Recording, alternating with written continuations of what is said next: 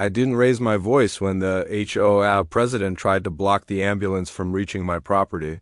She stood there in her windbreaker, arms crossed, shouting about unauthorized access while a man in the back of that ambulance was struggling to breathe. I didn't argue. I didn't plead. I just stepped aside and let the county sheriff pull up behind her. He got out, glanced at the easement papers in my hand, and said 7 words that ended the whole thing. "Ma'am, this isn't your road to block." It wasn't dramatic, no screaming, no fight, just the sudden public collapse of the power they thought they had, and the irony. I could have ended it months earlier, but I let them dig their own hole first. The truth is, I didn't move out here looking for trouble.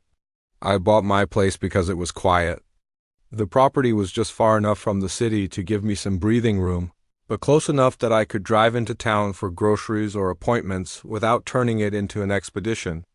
The house itself wasn't anything fancy, just a small 2-story place on a couple acres that my wife and I thought would be perfect for retirement. I had a workshop out back, a patch of woods where the grandkids could run around, and a gravel driveway that connected straight to the county road. I liked the sound of crickets at night instead of car horns. I liked mornings with coffee on the porch where the only thing moving was mist coming off the field. We weren't trying to change the world out here. We just wanted peace. At first, it felt like we'd found it. Neighbors waved, and for the most part, everyone seemed content to mind their own business. The HOA wasn't even on my radar. I knew they existed, but I assumed they were the type that worried about lawns and mailboxes, not life or death matters. I kept to myself, paid my dues when the invoice showed up, and figured that would be the end of it, but it didn't take long before the first crack showed. The first violation notice I ever got was for leaving my gate open. According to them, the sight of my gravel driveway from the road was aesthetic non-compliance. I thought it was a joke. Who finds someone because their gate is open? But it wasn't a joke. They tacked a pink slip right to my fence post, complete with a threat to levy $100 fines if I didn't maintain visual harmony. I shrugged it off. I closed the gate, not because I cared about their rules, but because it wasn't worth the fight. That was my first mistake, thinking that giving them an inch would satisfy them. If anything, it made them hungrier. A month later, another letter arrived. This time it was about unauthorized construction. I had hired a local guy to repair part of my roof after a storm, and the HO decided I needed their written approval for that. Never mind that my property wasn't even platted within their development originally. It had been annexed years later. More for their control than for any real necessity. I tried reasoning with them. Sent an email politely explaining that roof repairs weren't under their jurisdiction, backed it up with language from the covenants. Their response? Another notice, doubling the fines, and a snide line at the end about residents who refused to cooperate. That was the moment I felt the shift inside me. Up until then, I had treated it like a nuisance, something to be brushed aside. But when someone starts threatening your home, it becomes personal. I didn't lose my temper. Instead, I started reading, nights at the kitchen table with the covenants spread out, county zoning codes pulled up on my laptop, highlighter marks all over plats and deeds. My wife thought I was obsessed, and maybe I was, but I knew one thing for certain: I wasn't going to be pushed around on my own land. Still, the breaking point didn't come until the emergency. It was late spring when one of my neighbors, an older man 2 houses down, collapsed in his yard. His wife came pounding on my door, screaming for help. I called 911 and ran over to help until the ambulance came. They pulled up fast, lights flashing, but before they could get to his driveway, the HOA president herself appeared. She stood there at the private entrance, physically blocking them, shouting about liability and unauthorized vehicles. I'll never forget the look on the EMT's face, pure disbelief that someone would stand between him and a patient. They tried reasoning with her, but she waved the HOA rules binder like it was gospel. The man was lying there turning gray, and she was quoting bylaws. The paramedics eventually pushed past, but by then precious minutes were lost. The man survived, but barely.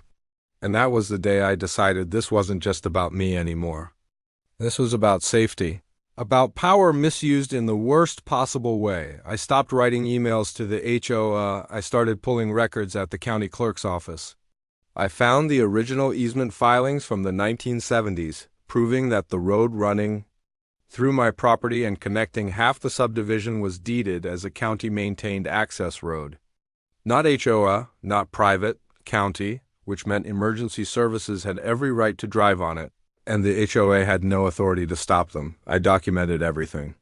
Took photos of blocked gates, saved copies of letters, even had neighbors write statements about times they'd been hassled trying to get deliveries.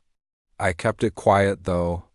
Let the HOA think I was sulking, while, in reality, I was building a case brick by brick.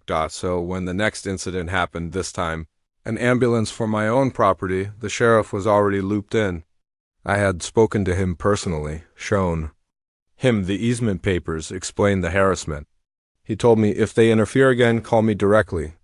That's exactly what I did. When the HOA president planted herself in front of my gate, shouting that the ambulance couldn't pass, I dialed his number. 10 minutes later, his cruiser rolled up. He didn't shout. He didn't argue. He just asked her one question. Do you own this road? She sputtered something about HOA authority. That's when I handed him the certified easement documents. He looked them over, turned back to her, and said, Ma'am, step aside, or you'll be charged with obstruction. The silence was beautiful. She moved. The ambulance rolled through.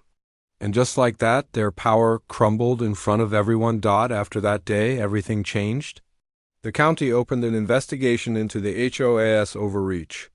Several board members resigned quietly rather than face a lawsuit. The president, once so loud and confident, suddenly had nothing to say at meetings. Their lawyer stopped showing up entirely. As for me, life went back to being quiet. The gates stayed open, or closed as I pleased. No more pink notices, no more threats. My neighbors started stopping by, some to thank me, some just to gossip about how quickly the board had fallen apart. And the HOA? They still exist on paper, but they've been defanged. Their budget shrank, their influence collapsed, and now they're little more than a neighborhood newsletter with delusions of grandeur. When I drive down that road now, they wave sometimes. Or they look away. Either one is fine with me. Because the truth is, I don't need their approval. I have something far better: peace, backed by the law, and the knowledge that they'll never block another ambulance again. And if you ask me, that's justice.